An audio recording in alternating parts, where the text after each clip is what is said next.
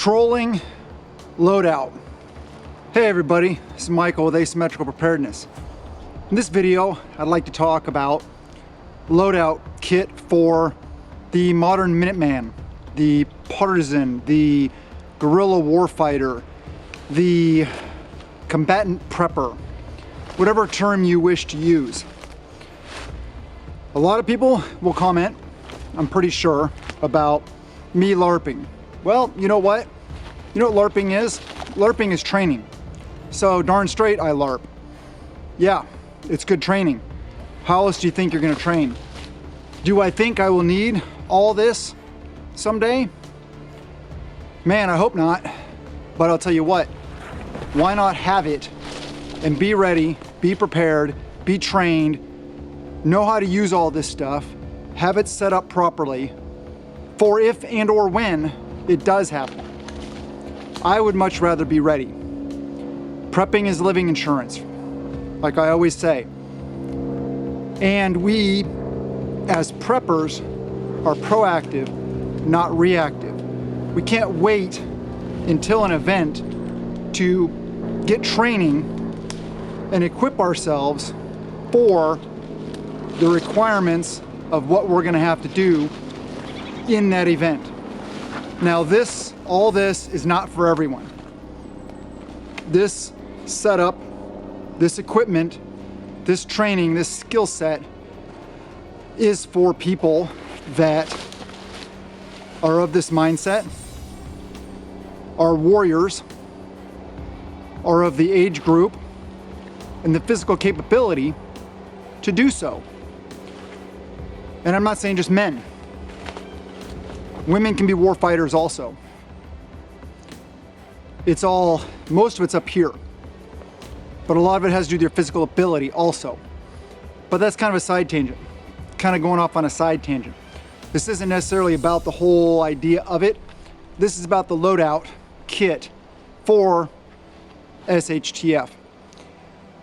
If you have a kit similar to what I am equipped with right now, you will be fairly well off in most situations. You'll see that I'm camo face painted up, but I've also been walking around a bunch out here in the woods, so it may be running and stuff like that. That's why right here, always keep your camo compact close to you, ready to use. The kit. What does this kit consist of? First, I'm gonna start off with the basics. I will go over the pack in a separate video because that's a whole other thing. So what does my kit consist of? My kit consists of a good quality rifle that I have trained on, used, and am very proficient with. I had another video recently about the best rifle for SHTF. That was a different one of my setups. This is another setup I have. And for all those people out there that ask me why key mod, M-lock, yeah, I have both. I mean, come on. It is what it is. It's just a mounting system. This rifle is set up a little bit differently than the other one. This one has, as you see, a low power variable optic on it. This is a 1:6 Vortex, topped with a micro dot. But like I talked about in the last video, the theory of use is I sight down the plane of the rail and barrel for instinctive shooting. Then I roll it over for my micro dot, and then I lower my head for the magnified optic. Same exact setup as with the other rifle, it's just the primary optic is slightly different. It's a low power variable optic instead of a fixed power. Setup is the same. Everything else in this rifle is almost exactly the same as the other one. Some, minor differences. You will notice that I have a chest rig on, not a plate carrier.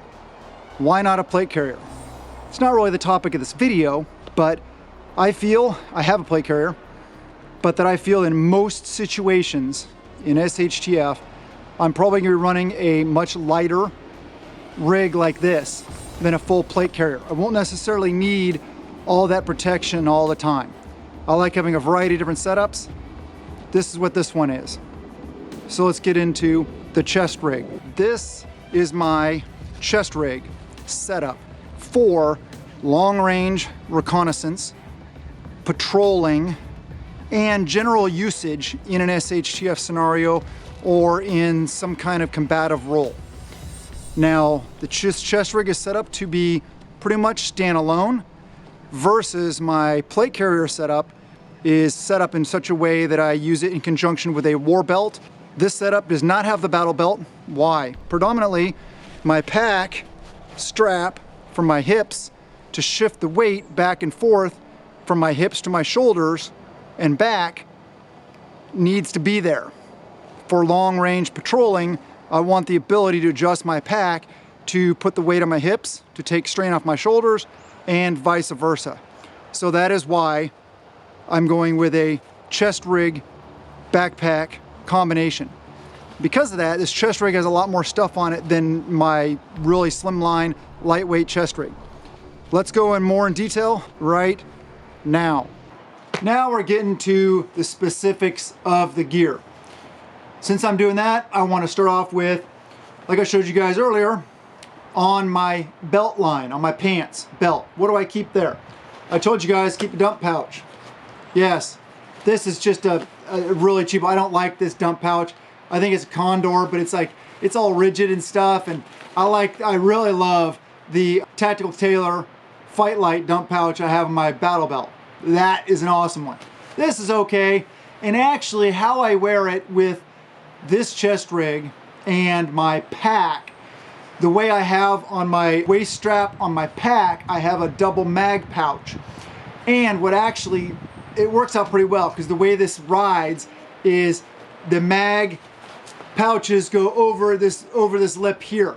So if I'm taking a mag and I'm dumping it, I just kind of ride down the side of the mag pouch, and that will put me right into the dump pouch. So it actually works out okay. I don't really care for this dump pouch that much, but it actually works fairly well in this system and why I have it. The next thing I talked about on my belt line is my secondary.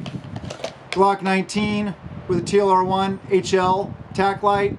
I've done videos on this. I'm not going to go into specifics about this, but it resides in a safari land, and people will ask, so let me look. It is the Safariland 6378 TAC 832 for a Glock 17/22 with a TLR1 tack light. Why? This is a Glock 19. Why did I get a holster for a Glock 17? Easy. Because we are preppers. We are not military.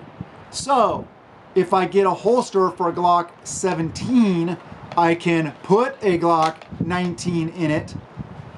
If I happen to get, or use, or need to use a Glock 17, will also fit in the same holster, right? Think smarter, not harder.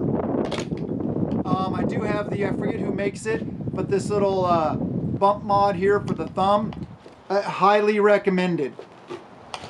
Next item is, how is this mounted? It is on a Safariland UBL, which is a universal belt loop. This is the mid-ride. There's a low ride, and then there's a belt level. How do you choose which one? It all has to do with that you need to set it up mounted just low enough so it clears your plate carrier. So your plate carrier and your armor does not get in the way of accessing your secondary. Just low enough. Not tack holsters are not to be worn down around the knees like you see in Hollywood, flopping around all over the place, looking like idiots. They're not, okay? And what is this? This is just a strap, bungee strap. It's probably a Condor from some Condor thing I have. And what I did was, I'll show you here, when I mounted the QLS, the female QLS plate onto the UBL, see via these 3 screws, I just ran the strap between them and sandwiched it into this setup. So then, and this QLS is awesome, the quick locking system, quick release system, whatever they call it, because I can have this set up on my belt. If I choose to run this holster, I don't have to buy a bunch of holsters. I can hook it in here, or I can take it out of here and I can clip it into my battle belt, my war belt, whatever other system you have, wherever you need to hook this without buying a bunch of different holsters. So I really like that setup. I love this holster. I love the setup. Why this strap? Well, whenever you draw the gun, you tend to make it move out a little bit like that. And this strap just holds it nice and tight to you so you don't get as much movement there. So it keeps it nice and tight. All right, enough about that. Let's move on to the chest rig. Before I move on to the chest rig, I'm going to talk about headwear a little bit, since I kind of talked about clothing a little bit. Just a boonie hat, multi-cam boonie hat with a little bit of scrim on it in different locations. When you're scrimming, remember, you're not a sniper. This isn't for, making a full-on ghillie suit. Don't over scrim. It's better to under scrim than over scrim, because you can use natural foliage and other stuff like that, other plant life, to camouflage yourself in whatever situation you're in. Just a little bit to kind of break up the outline. That does fine. Next off, I will cover the offensive/defensive aspect of this. Magazines times 1, 2, 3, 4, 5, 6, and then an extra up front. This is kind of my first go-to mag because it is in a high-speed gear taco mag pouch. HSGI. Highly recommended because they are flexible and I can run almost any mag in that pouch. If I'm running an AK, I can put AK mags in there. If I'm running my FAL, I can put FAL mags in there. Very, very flexible, more expensive, but definitely worth the cost. These are just, these are built into the rig. What rig is this? This is a Condor like chest rig or something like that. It's not their little panel. This is the one with the built-in 6 mag pouches and MOLLE across the front, straps. It's fairly simple, but it works great. This rig has been through a lot of training over the years, and I have no issues with it whatsoever so far. It has stood up. It has done what it's supposed to do. It's just a MOLLE platform. It's just nylon. Start on the front. I have a Camelback hydration carrier, and in it I just have a water bottle. This is actually an empty Pedialyte bottle. They are very sturdy. I really like these. So I just clean them up, sanitize them, and use these for my hydration. What do I have in the very bottom of the thing? In the very bottom of the thing, I have some MSR Aqua Tabs, which are water purification tablets. I have some foot warmers in there, and I have one of these little fire starters. You just light the whole thing on fire and it lights. So I throw those things just in the bottom of this pouch because why not have a couple extra things in there? And it makes sense to put your water purification tablets in there because that's where your water is. All right, so right to left. Moving on to this little pouch. This little pouch is not the best. I'd like to get a better pouch for this purpose because this one started off as black. I had to try to do what I could do with spray paint and everything like that on it, but it is just like an admin type pouch kind of. Have an extra secondary mag in here, 19 round mag. Have in the back here, I have Right in the Rain notebook and pen, and usually I have a little map pouch in there. I don't show it right now because I'm not really gonna show my maps because I don't want to show location. It's called OPSEC. And then in the other pocket of the pouch are my binoculars. They are 12 by 25 Bushnell binoculars. Inexpensive, but work fine, totally fine. Nothing wrong with them. Have used them for a long time and they work really well. So that's pretty much the purpose of this pouch. That's all that's in there. Moving on. Condor double pistol mag pouch. That's all it is. Simple. 17 rounder, 15 rounder. Do I have too many handgun mags on this setup? Some people might say yes. I mean, I got 1, 2, 3. SHTF scenario though, you know, it is what it is. I don't necessarily need, I would probably get away with 2. You know, secondary is very rarely used, but why not? All right, I got my Blackhawk Solag gloves. I love these gloves because they're leather. They got the knuckle protectors. I love the straps, the retention on your wrist and on across the palm, the back of your palm. And these gloves have been in training use. This is my second or third pair of these. Is my favorite, absolute favorite gloves. I don't think they're made anymore. They have a new updated style. I haven't tried the new ones yet. I had gotten several pairs of these because they were my favorite gloves to have on hand. So my favorite gloves. And they're just attached to a carabiner. You know, not a locking carabiner, just a simple carabiner on the side of the IFAK. Over this side, everybody wants to know what kind of knife you run. What kind of knife you run? Okay, nothing special. This is just a Gerber Prodigy. Cheapo knife. It's been used. It does the job. It works just fine. There's nothing wrong with it. I don't really care for serrated portions on knives. I do have the Gerber strong arm, and I have a lot of other very nice knives. But hey, it works. I mean, how often are you gonna have to use this as a combative tool? Not very often. It's gonna be an administrative tool.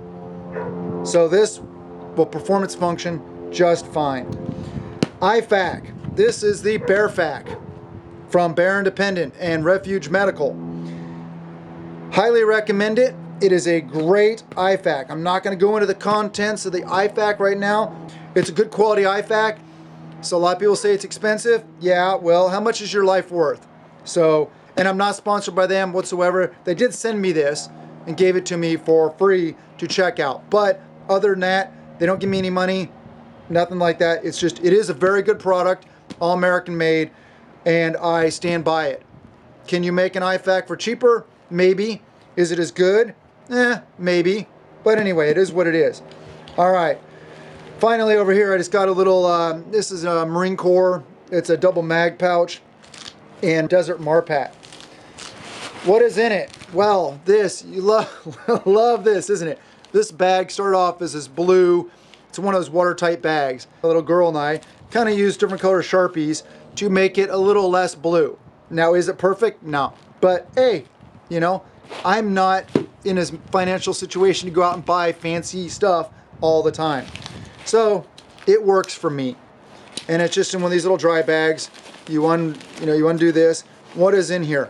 I have a Kryptek Highlander baklava, and why do I want to keep? I want to keep this stuff dry, right? Very important. I have a thing of Skippy peanut butter because peanut butter, you know. A lighter with duct tape. A Leatherman Wave multi-tool, more water purification tablets, 2 more packs of them, a Zip Fizz, Fit Crunch bars, 2 Fit Crunch bars, and a Quest bar for some calories in the pouch. So that, and the other thing that also goes in this pouch that I do not have in here as of this moment because I realized right now that I forgot to throw it back in here, is a clean pair of socks. Merino wool, so that I can change my socks out regularly. Very important. To remedy that issue, here is my dry pair of socks. So this goes in that pouch also. And then this is a dry bag little pouch here. I'll turn this sideways so you can see a little bit. So you crunch it all down. Kind of crunch it all down like that, getting the air out. It's not a fancy pouch with those air valves and all this stuff like that, which, yeah, that would be nice, but, and then just roll it. And then once it's rolled a couple times, clip it on top, bring the pouch over,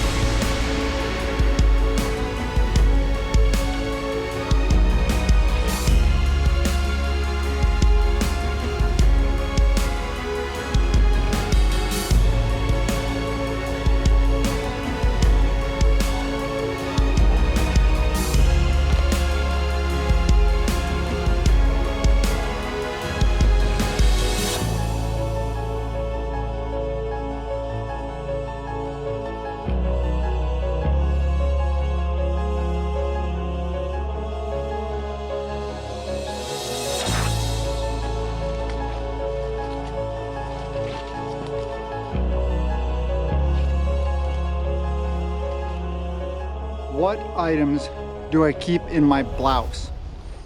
This is important to spread your gear out. Don't want to have it all in one location. If everything's in my pack and I gotta ditch my pack, no bueno, right? All right, so in my blouse, obviously I can't use the chest pockets because they're covered up with chest rig. This style blouse does not have lower pockets, and I like having it tucked in. I don't like a lot of loose fabric getting in the way of everything else that I gotta do. Keep it nice and tucked in, keep it nice and tight, streamlined, ready to go. All right, this pocket, I have a insect repellent. I have a Quest bar, and I have some Propel for my water, for hydration purposes. The other pocket, this one's a little more important. And why do I have stuff in the pockets that I do? If I need insect repellent or to eat something or to drink something, it's okay to take this hand off of my weapon system, because I'm not going to be eating or drinking or anything like that if this hand needs to be here and I'm doing the stuff. But this may need to be up and ready and accessing the stuff in this pocket. So what do I have in this pocket? This pocket I have my compass, lensatic compass, tied to a 550 cord lanyard. Very important to have. Base plate style compass. This is a Brunton. It's a decent compass. It's not the best in the world, but this is the one I got in my kit. Keep it on a lanyard because this is a piece of equipment that I do not want to lose. So that's the way I keep it there. Next thing in the pocket, I have something else that's very important. And my face camo may be running right now because I've been out here running around sweating and everything like that, but a camo compact. There's the one I'm using right now. It has 4 different colors. It's OCP, ACU, Scorpion, OEF, CP, Multicam, olive green, brown, tan, and loam. And I will show you the colors right there. There you go. There's the colors. Always have many of these, multiple of these on you at all times, because you got to refresh your face paint regularly or it will run and it will not be effective. So have lots of these. Primary one I have in here. I have another one in one of the pouches in my pack. I have another one in my admin pouch, and I have one in my pack. So those are the items I carry in my blouse.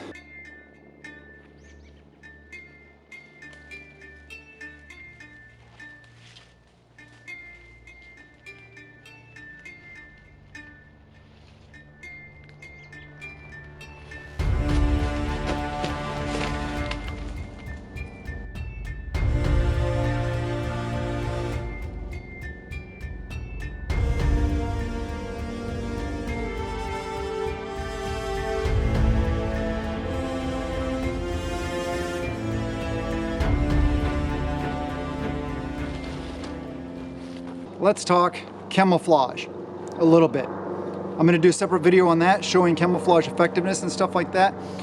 But you want to break up your shape, your shine. Predominantly those are the two that camouflage works for. You don't want to appear as if you are a human being, a person. Recognizable features, now I get it, the setup I have right now is not perfect, but it does help to break out my outline. The boonie hat with the scrim, just a little piece of scrim on it. Don't over scrim because you don't want to look like a big huge bush everywhere you go. Just scrim it up lightly to break up a little bit of the outline. Same with your rifle. See, this doesn't have scrim all over it. It's just a little bit to break up the outline. Gloves and or face paint on your, makeup on your hands. Make sure you get the neck all the way around your ears and everything. Cover every surface. Even people with darker skin still got to do it because when you sweat, your skin shines. And that's what the face paint is predominantly breaking up, and the pattern of your face. So I'm not going to go into a face painting video because there's lots of them out there. I don't need to cover that. But pick a camouflage pattern or civilian clothes / ghillie suit combination that suits your terrain. This pattern, AOR2, works pretty well in my area most times of the year. So I have it as well as other patterns. But make sure that you get the shine knocked down on as many things as you can. One thing you notice is that nylon straps, see the straps, see how it's kind of shiny? I got to re-hit that with some spray paint to dull it down with some of that ultra flat spray paint. On a regular basis, I touch it up a little bit. And this is time of year where I probably need to touch it up again. Do you need cool guy, tactical camouflage? Well, if you guys know me, you know that's not why I'm wearing this. I'm wearing it because it is very effective. And I've talked in the past about camouflage versus earth tones as a prepper in an SHTF scenario. Or even in a Revolution 2.0, Civil War, whatever, foreign invasion. There are times when, especially in urban areas or closer to town areas, that you would be better off in some civilian attire with your tactical equipment over it. Because then you could ditch your tactical equipment, walk into town, look just like everyone else. But this setup is not for that. This is long-range patrol, scouting, reconnaissance. We're up in the mountains fighting the bad guys. Hypothetical situation, don't want anything to happen, don't advocate it, don't desire it, but I believe we should prepare for it. That is the setup, the basic setup of my kit here. Now this is designed as a long-range patrol slash bug out, reconnaissance, kind of just my standalone kit with pack, of course, for use in SHTF. General, you can use the term Minuteman, whatever you want to call it, prepared citizen. I feel that this is a pretty decent loadout in conjunction with your pack, which I'm going to do a separate video on. It's got a lot of good stuff, a lot of stuff you need. I have calories, I have hydration, I have seeds, in-seed holders, I have the ability to see, to identify further out, I have medical, I have gloves, I have secondary. A lot of stuff in this kit that doesn't weigh a ton. It's fairly streamlined and it works very well for me and my demands upon this kit. Hope you guys liked the video. I hope that you take this seriously, get the proper kit, get a kit that works for you. That's important. Don't just copy me, don't copy and paste anyone. Utilize input from different sources, from multiple sources about how to set up kit. This is one way, this is my way. It's not the right way, it's not the wrong way, it's my way. One of those things you will figure out if you get out and train, if you get out and actually use your gear. You will figure these things out. You will figure out what works for you, what doesn't work for you. And you will modify things as you go. You will probably notice, if you're observant, that the kit, the way it looks right now, is different from when I was filming myself out here moving around with the pack on. Why is that? Because I realized, since I had just modified this setup, that I made a mistake, big mistake, glaring mistake. I didn't have hydration on my kit, a water bottle. So I had to change things up. And I realized that I needed a better solution for my binos. So I fixed myself. That's why you got to get out with your gear, and especially after you make changes. I had just recently made some changes, hadn't actually been out with my gear yet. So in the process of filming this video, I realized I made a mistake. That's why you get out and train. That's why you get out and use your gear. Now that I've made some changes to this gear, it is my turn. I need to get out there and start doing reps, thousands of reps on all this gear, using all this gear. Where is it? It's in the familiar locations. So I know that, but repetitions, training and practice is key. Training and your skill sets will trump gear almost any day. So don't sweat gear too much. Have the proper gear, get the good stuff, but I highly recommend you get properly equipped just in case things go really south. I hope it doesn't, but we don't prepare or not prepare based on hoping something doesn't happen. Remember, prepping is very important. Being ready for what might come or will come is what we do. Thank you guys very much for being here. Have a wonderful day, and blessings to you and yours.